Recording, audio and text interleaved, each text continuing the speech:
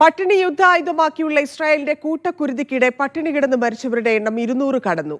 24 മണിക്കൂറിനിടെ കുഞ്ഞുങ്ങൾ ഉൾപ്പെടെ 5 പേർ കൂടി പട്ടിണി കൊണ്ട് മരിച്ചു. ഖാൻ യൂനിസിൽ എയർ ഡ്രോപ്പ് വഴിയുള്ള സഹായ കിറ്റ് തലയിൽ വീണ് ഒരു കുട്ടി മരിച്ചു. നിരവധി പേർക്ക് പരിക്കേൽക്കുകയും ചെയ്തു.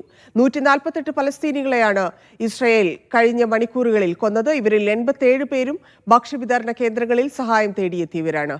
ഗസ പൂർണ്ണമായും കൈവശപ്പെടുത്താനുള്ള തീരുമാനത്തിൽ മാറ്റമില്ലെന്ന് ഇസ്രായേൽ പ്രധാനമന്ത്രി നെതന്യാഹു ആവർത്തിച്ചു. MC നാസർ ചേരുന്നുണ്ട്. നാസർ, ഒരു ഇഞ്ച് പോലും പുറകോട്ടില്ലെന്ന് പറഞ്ഞ് നെതന്യാഹു നിൽക്കുന്നു. അതേസമയം അത്രയധികം ആക്രമണം അഴിച്ചുവിടുകയും ഒപ്പം തന്നെ പട്ടിണി കിടന്ന് ഭക്ഷണം പോലും ഇല്ലാതെ മനുഷ്യർ മരിക്കുന്നത് തുടരുകയും ചെയ്യുന്ന കാഴ്ചയാണ് ഗസയിൽ നിന്നുള്ളത്. നമുക്ക് ഇപ്പോൾ ലഭിക്കുന്ന ഏറ്റവും പുതിയ വിവരങ്ങൾ എന്തൊക്കെയാണ് ഗസയിൽ?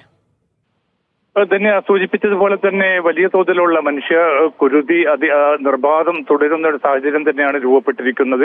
കാരണം ഇനിയും വിപുലമായ തോതിലുള്ള സൈനിക നടപടികളിലേക്ക് താൻ നീങ്ങുകയാണ് എന്നൊരു പ്രഖ്യാപനമാണ് ഒരു ടെലിവിഷൻ ചാനലിന് നൽകിയ അഭിമുഖത്തിൽ നെതന്യാഹു അറിയിച്ചിരിക്കുന്നത്. കാരണം ഇപ്പോൾ തന്നെ ഗസയിൽ നമുക്കറിയാൻ സാധിക്കും, പിന്നിട്ട് 22 മാസമായിട്ട് ആക്രമണം നടക്കാത്ത ഒരു പ്രദേശം പോലും ബാക്കിയില്ല. പക്ഷേ ഇനിയും കൂടുതൽ ആയുധങ്ങൾ അമേരിക്കയിൽ നിന്ന് വാങ്ങി അതിശക്തമായിട്ടുള്ള വിപുലമായിട്ടുള്ള ഒരു വംശഹത്യ പദ്ധതി തന്നെയാണ് നെതന്യാഹു ആവിഷ്കരിച്ചു വരുന്നത്.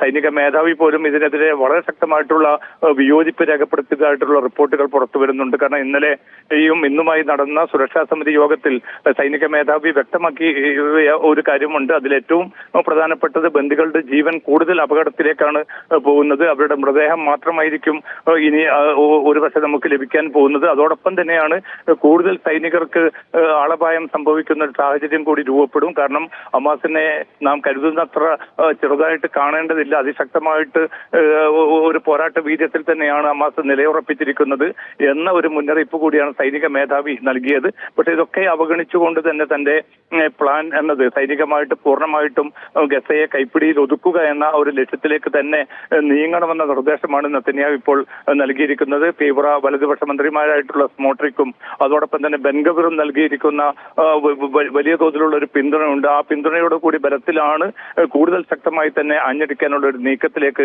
ഇസ്രായേൽ നീങ്ങുന്നത്. ഇതിന്റെ ഭാഗമായിട്ട് ഇന്നലെയും ഇന്നുമായിട്ട് 100 കണക്കിന് മനുഷ്യരെയാണ് കൊലപ്പെടുത്തിയിരിക്കുന്നത്. അതിലും അധികവും സ്ത്രീകളും കുട്ടികളുമാണ്. അതോടൊപ്പം തന്നെയാണ് ഭക്ഷണ വിതരണ കേന്ദ്രങ്ങളുമായി ബന്ധപ്പെട്ട വെടിവെപ്പ്, ആ വെടിവെപ്പ് നിർബാധം തുടരുന്ന ഒരു സാഹചര്യം കൂടി ഉണ്ടായിട്ടുണ്ട്. ഇന്നും നിരവധി പേരാണ് ആ വെടിവെപ്പിൽ കൊല്ലപ്പെട്ടിരിക്കുന്നത്. എന്നിട്ട് പോലും അമേരിക്കയുടെ ഇസ്രായേലിലുള്ള അംബാസഡർ വ്യക്തമാക്കിയിരിക്കുന്നത് വളരെ കുറ്റമറ്റ രീതിയിലാണ് ഗസ ഹ്യൂമാനിറ്റേറിയൻ ഫൗണ്ടേഷന്റെ ചുവടെയുള്ള ഭക്ഷ്യ വിതരണം നടക്കുന്നത് എന്ന വളരെ ബാലിശമായിട്ടുള്ള ഒരു അശ്ലീലം കലർന്ന രീതിയിലുള്ള ഒരു പ്രതികരണമാണ് അമേരിക്കൻ അംബാസഡർ നൽകിയിരിക്കുന്നത്. അത് മാത്രമല്ല, ഒരു വെടിനിർത്തലിനുള്ള ഒരു സാധ്യത ഇനി കുറവാണ്. അതുകൊണ്ട് ഗസയെ പൂർണ്ണമായിട്ടും കൈപ്പിടിയിൽ ഒതുക്കാനുള്ള നെതന്യാഹുവിന്റെ നീക്കം അത് ഇസ്രായേലാണ് അത്തരം ഒരു കാര്യത്തിൽ തീരുമാനം കൈക്കൊള്ളേണ്ടത്. എന്തായാലും അമേരിക്കയ്ക്ക് ഇക്കാര്യത്തിൽ മറ്റൊന്നും ചെയ്യാനില്ല എന്ന അർത്ഥത്തിലുള്ള പൂർണ്ണമായിട്ടും ഈ ഒരു സൈനിക നീക്കത്തിന് പിന്തുണ അർപ്പിച്ചുകൊണ്ടാണ് ഇപ്പോൾ അമേരിക്കൻ അംബാസഡറും സംസാരിക്കുന്നത്.